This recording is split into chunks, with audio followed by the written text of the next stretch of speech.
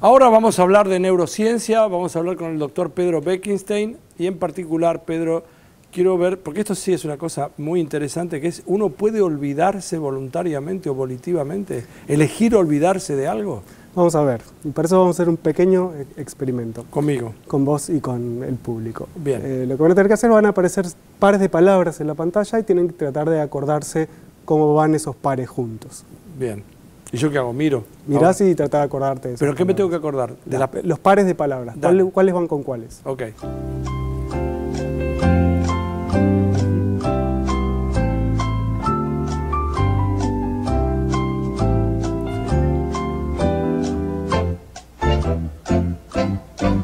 Este es como la primera fase de un experimento que se empezó hace muchos años de un psicólogo que se llama Michael Anderson, que está convencido de que uno puede olvidar voluntariamente. Esta es la primera fase del experimento. La segunda fase, que no la vamos a poder hacer acá porque hay que hacerla controladamente en el laboratorio, consistió en lo siguiente. ¿Viste que vieron pares de palabras? Sí. Bueno, en el experimento se presentan muchos más pares de palabras y se les pide a los sujetos que los recuerden. Pero después se les pide que a la mitad de esos pares se les muestra la primera palabra del par y se les pide que recuerden cuál era la segunda. Sí. Pero a la otra mitad de los pares de palabras se les pide que cuando ven la primera palabra del par traten de no recordar la segunda palabra, como de no pensar en la segunda palabra. Mientras uno está mirando la primera palabra, tratar de no pensar en la segunda. Y eso con varias veces. Ahora, ¿cómo hace uno para pensar lo que...? Porque yo tendría que primero pensar qué es lo que no tengo que pensar. Sí, pero... Porque, por ejemplo, acá decía casa, virus, por poner algo. Sí. Entonces, si vos me mostrás casa y me dices, no pienses en la segunda palabra, yo tendría que acordarme primero virus para decir, no voy a pensar en virus. Exactamente, pero lo que puedes hacer es, una de las estrategias que usa la gente es, ante la primera palabra y sabiendo que va a venir a la mente Era casa, la segunda, virus, sí, sí. La segunda palabra, lo que trata de hacer es pensar lo que se llama pensamientos que se diversifican. Distractivos, en otras cosas. Entonces es una estrategia para no pensar en esa segunda palabra. Pero más que nada yo pienso en cualquier otra cosa. O sea, que yo veo casa y pienso en Boca o en River, por ponerte un ejemplo. Por ejemplo. Que no había nada de fútbol, o pienso, qué sé yo, los satélites argentinos. Esa es una manera de resolverlo. Entonces, esa es la segunda fase del experimento. La tercera, que la podemos ver acá, es que te van a presentar la palabra del primer par y vos te vas a tener que decir cuál era la segunda. En ese me acuerdo que era virus. Mesa palo me parece que era. ¿No era? No, diente, uno era poncho y otro era palo, y diario no me acuerdo. Bueno, esto es lo que les presentaron. Uñasol me parece que era. Puede ser. ¿Puede ser? Creo que sí, yo tampoco me acuerdo. Ah, no, pero escúchame, ¿qué clase de columnista sos? Te hemos tomado por esto. Me has mostrado muy rápido. Bueno, ¿y ahora en qué consiste? Entonces, ¿en qué consiste? Cuando evaluaron si se acordaban de los pares de palabras, lo que vieron es que, obviamente, las palabras que habían sido respondidas se las acordaban mucho más, pero las palabras en las que habían tratado de no pensar, se las habían olvidado. Les costaba muchísimo más recordar esa segunda parte de palabras. Entonces, la idea es que ante una clave que está asociada a otra cosa, si uno hace un esfuerzo por no recordar eso, eventualmente eso se olvida.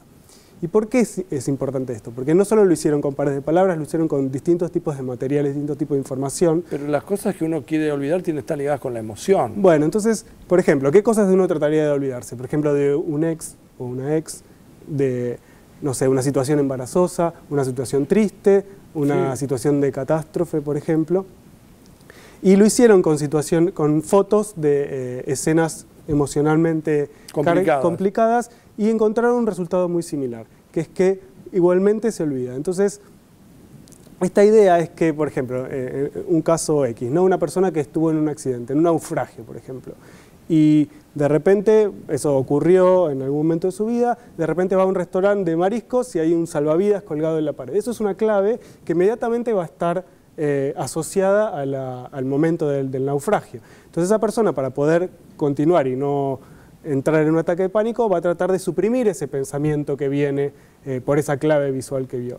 Y en ese suprimir ese pensamiento es como que esos recuerdos se van olvidando. Es como un mecanismo de olvido voluntario, de esta memoria selectiva de la que todos hablan, de si recordamos lo que queremos o no. Es un mecanismo que existe y que involucra activación de las regiones del cerebro que son las regiones frontales, que tienen que ver con el control de las acciones. Entonces la idea es que el control de las acciones es parecido al control que uno ejerce cuando quiere olvidar. también. Bueno, a mí eso me resulta interesante, pero me parece desde afuera, ¿no? Como un Lego total, que es muy difícil porque uno está ligado con una emoción. Una persona perdió lo del naufragio, que yo no conozco mucha gente que haya naufragado, no sé cómo vas pero vos, un accidente de auto. Claro, un accidente de auto, pero entonces ya cualquier auto que viera, cualquier calle o intersección o algo, o alguien que frena bruscamente. Pero eso necesita tiempo, porque inexorablemente el pasar del tiempo cura, no estoy inventando nada, cura todas las heridas. Bueno, ¿no? pero esa es una afirmación que vos haces, pero no necesariamente tiene que ver con lo que vos estás pensando, porque efectivamente el tiempo puede ser que de alguna manera...